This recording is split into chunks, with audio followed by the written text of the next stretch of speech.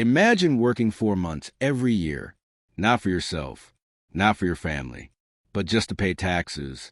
That's the reality for millions of people.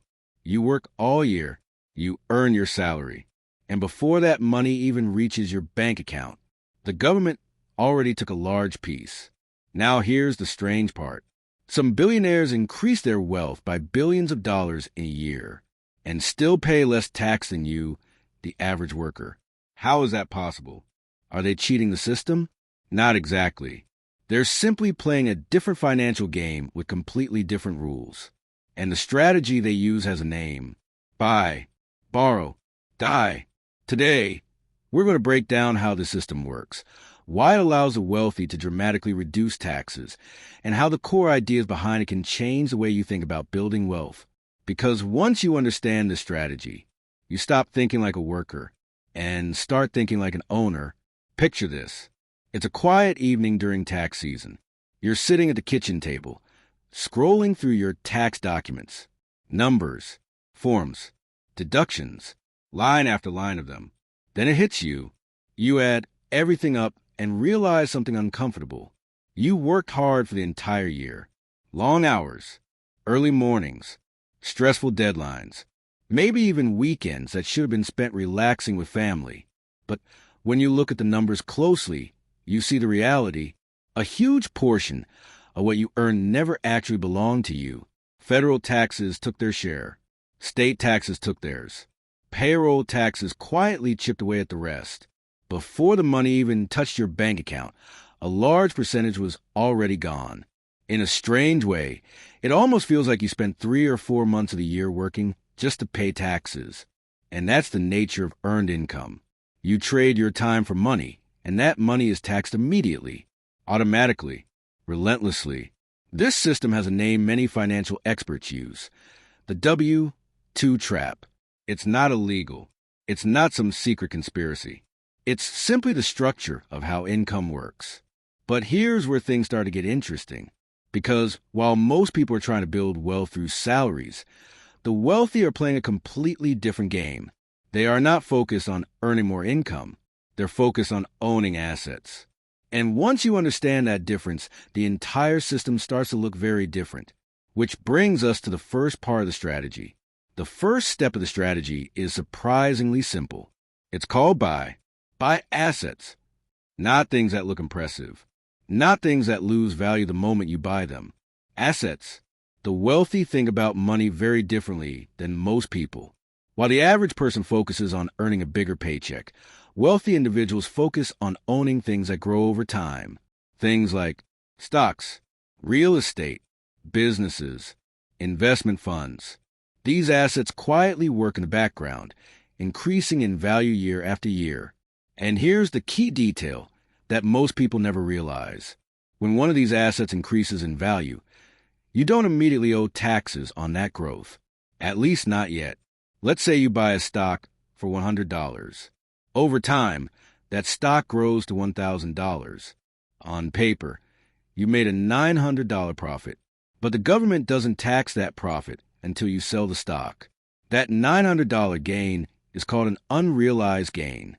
And unrealized gains are incredibly powerful because they can grow for years, even decades, without triggering a tax bill.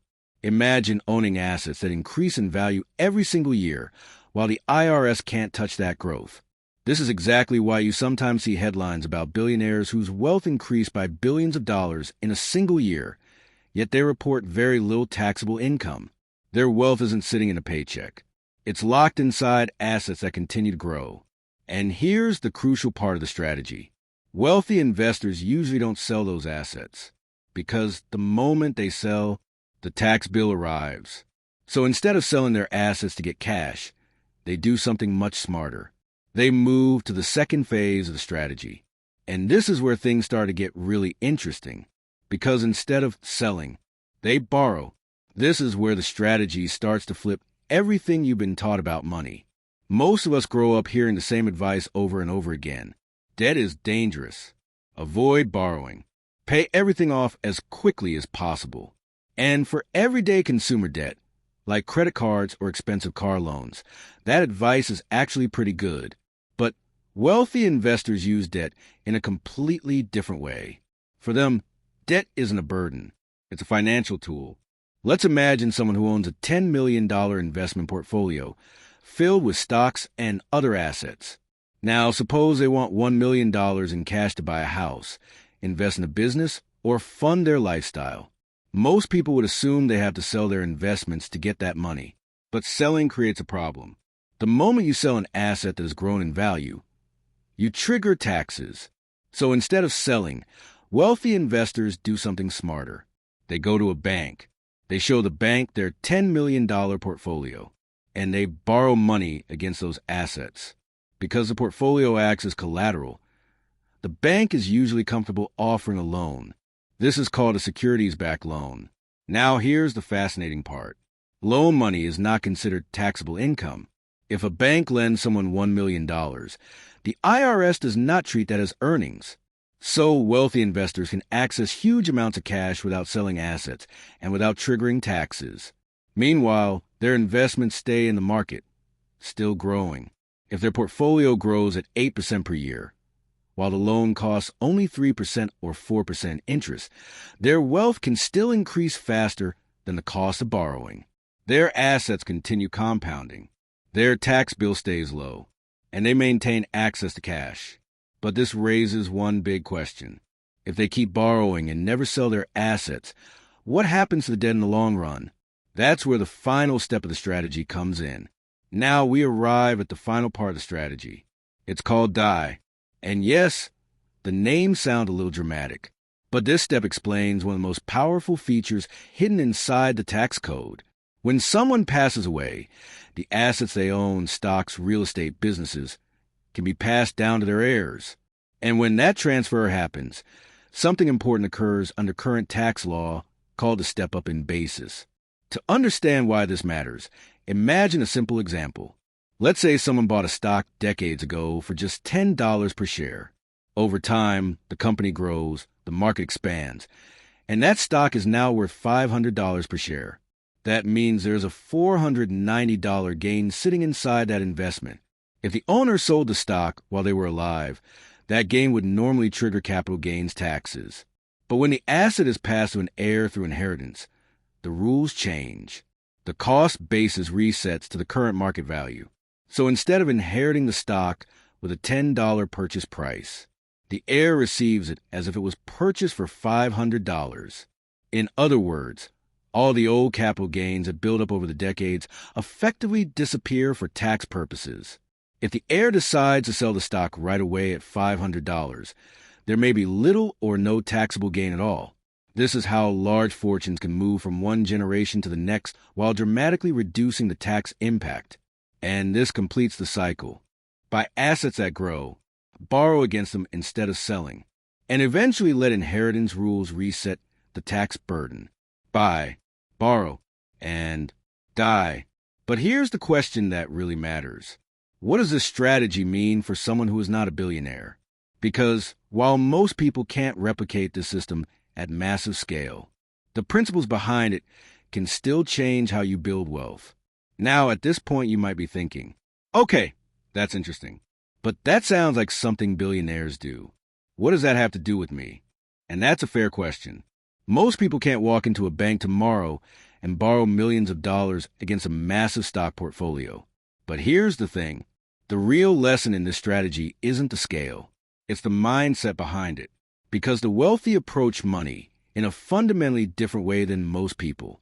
The average person focuses almost entirely on income, getting a raise, working more hours, finding a higher paying job. But wealthy individuals focus on something else entirely. Assets. To them, income is just the fuel. Assets are the engine. Income can pay your bills. But assets have the potential to grow, compound, and eventually produce income on their own. Think about it like planting trees. At first, you're doing all the work, planting, watering, taking care of them. But over time, those trees start producing fruit. And once enough trees are planted, the harvest can become larger than the effort it took to plant them. That's how wealth really begins to build. Slowly at first, then faster as momentum starts to build. The key shift is moving away from asking, how can I earn more money? And starting to ask a more powerful question, how can I own more assets? Because once you start thinking that way, the strategy stops being something only billionaires use and starts becoming something any disciplined investor can begin building over time. And that leads directly to the next step, how ordinary people can actually start applying these ideas in the real world. The good news is this strategy isn't reserved only for billionaires. You don't need millions of dollars to start applying the principles behind it. You simply start much smaller. Instead of spending every extra dollar that comes in, you begin directing some of it toward buying assets. Maybe it starts with something simple, an index fund, a small investment account, a retirement portfolio. Over time, as your savings grow, those investments can expand into other types of assets, things like rental property, business investments, or a larger diversified portfolio. At first, the growth might seem slow, but that's the nature of compounding. The early years are about planting the seeds. Every asset you buy becomes another piece of your financial engine, and as those assets grow, they begin generating two powerful forces, appreciation and income. Your investments may rise in value. They may pay dividends. They may generate rental income. Little by little, the system begins working for you. Eventually, as your asset base becomes larger, you may also gain access to financial tools that provide liquidity without forcing you to sell. Things like portfolio loans, home equity lines of credit, asset-backed financing. These tools allow investors to access cash while keeping their long-term investments intact. But the real goal isn't borrowing. The real goal is building a financial life where your assets work harder than you do, where your money is constantly out in the world growing, compounding, and producing opportunities. Because once that shift happens, you're no longer relying entirely on your paycheck. You're building something much more powerful. The real lesson here is not about avoiding taxes. It's about understanding how wealth is built. The system isn't designed around salaries. It's designed around assets. That's why the wealthy spend their lives acquiring things that grow. Companies, properties, investments. They are constantly expanding their ownership. And over time, ownership compounds. Slowly at first, then faster, until one day the assets you built begin producing more wealth than your job ever could. That's the turning point. That's when financial freedom starts becoming real. Now I want to ask you something. If you were starting from zero today, what would be the first asset you would buy? Would it be a stock index fund, a rental property, a small online business, or something else? Drop your answer in the comments. I read every single one. And if you want more videos that break down how money, taxes, and wealth actually work, make sure you subscribe to Chris Finance, because this channel is not about hype.